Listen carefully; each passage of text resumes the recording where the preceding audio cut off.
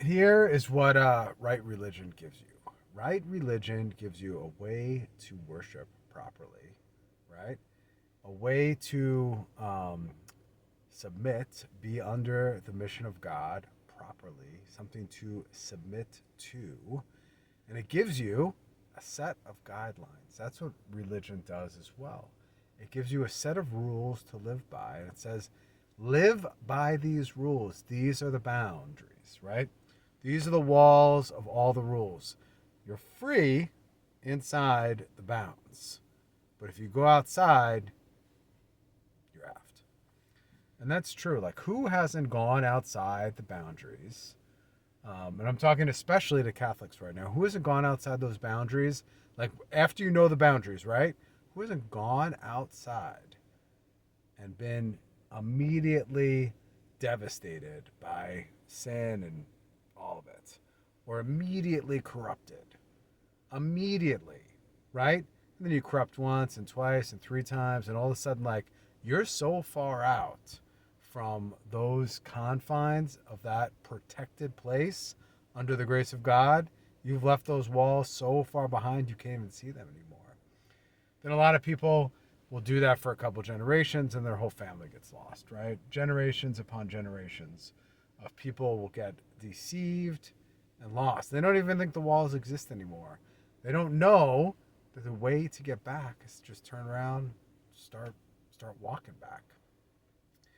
That's a tough thing to do because it says I'm wrong first, and then also to walk in darkness all the way back and follow the tiniest like pinpoint of light, far out there that you could barely see it. Looks like a star on a cloudy night. The star goes behind the clouds and you can't see it. Then it like reappears for a tiny bit of time, but it's still that pinpoint. That's what your life is like. So the church gives you those walls. And it says, be free inside these walls. You are perfectly free and you will be happy. And you know it's true. For all the practicing Catholics out there, they know it's true. I know it's true. And whenever I cross that wall and I commit a mortal sin or even like, a grouping of venial sins, you know it immediately. You know you're walking on the edges of doom, right? You're walking on the outsides of the wall.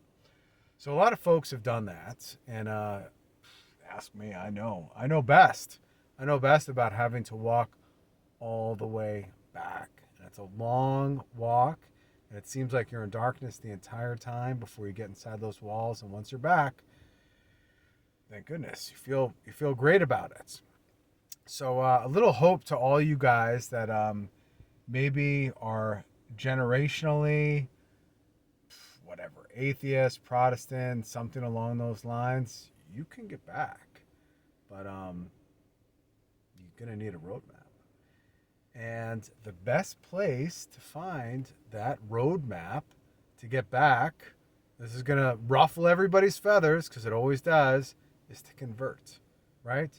To start those classes and understanding the faith and to convert so you can get back to where you belong. It's where you belong within those walls, right? And we're all in there. There's a whole bunch of people inside those walls having a grand old time. And yeah, they make mistakes and they're sinners and they've traveled a long way. Like no one's perfect. But I'm telling you, like it's a big difference in how you have an outlook on life. So come back in those walls. And if you're even like hesitant, like, oh man, like my family, like I can't go into a Catholic church and start to come on back. Start educating yourself then. Go buy the books at home, order them. We have this, the internet's like such a great place. It's a place of complete insanity, but it's also a great place to kind of reinvigor yourself and get yourself reacquainted with Christianity. Here's how I did it. I started listening to a couple Catholic speakers, and it was like back in the day, right? So it's like Father Mike Schmitz, it's a couple other guys. Like I listened to Bishop Barron, and then all of a sudden, like I got turned on to Peter Kraft, And Dr. Peter Kreeft on YouTube, if you listen to his talks, it's some of the most amazing talks you can get.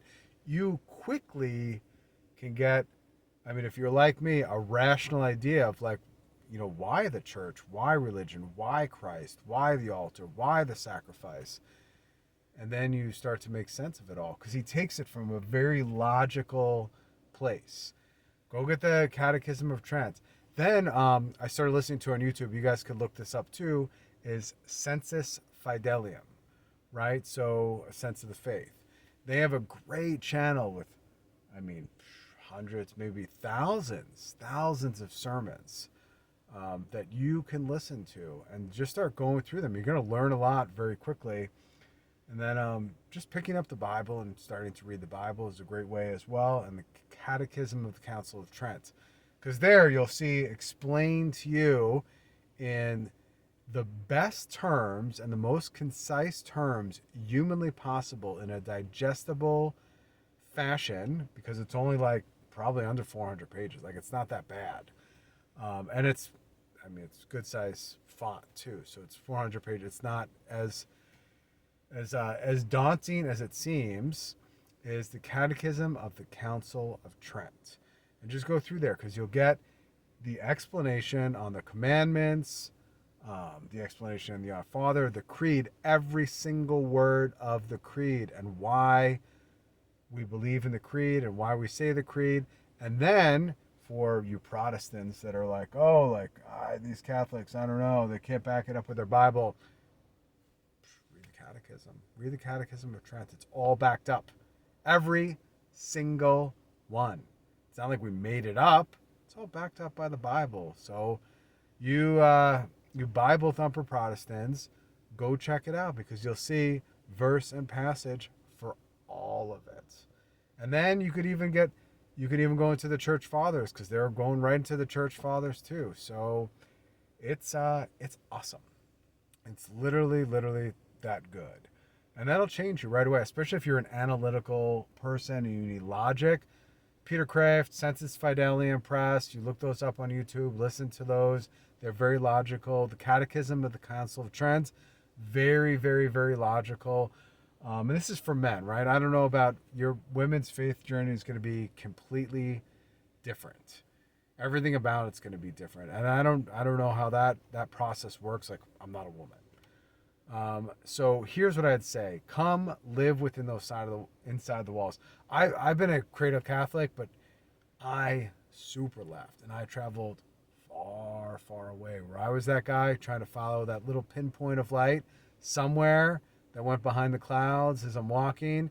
And I needed to walk it all back within the church. And it took me a very, very long time. And I'm still in the process right now. Like, I make mistakes. I discover things that I never knew existed before. So start with those things. And Sensus Fidelium, any of the Michael Schmidt, Father Mike Schmidt talks, I don't know. If you just want like a reintroduction, get the Council of Trent, listen to the talks, Sensus Fidelium. Dr. Peter Kreeft on YouTube, you can listen to all his old talks for the logic. Catechism of the Council of Trent. Grab a good copy of the Douay Rheims Bible. You'll like it a lot. It's great. And see if you can get back inside the walls. And just so you're aware, since we are a bunch of sinners inside that wall, and Rome is full of those sinners too, and the church is full of men. And it started like that. The keys to St. Peter were handed to a man that denied Christ 3 times. So just remember that inside those walls too, it ain't perfect, but it's not supposed to be. You're not God. You're not Jesus. We're just a whole bunch of sinners trying to find our way to the gates of heaven, trying to get up there as best as we can, and hoping we don't fall short. And if we do, trusting the Lord that it will be in our best interest to spend some time in purgatory. So that's it for now. See ya.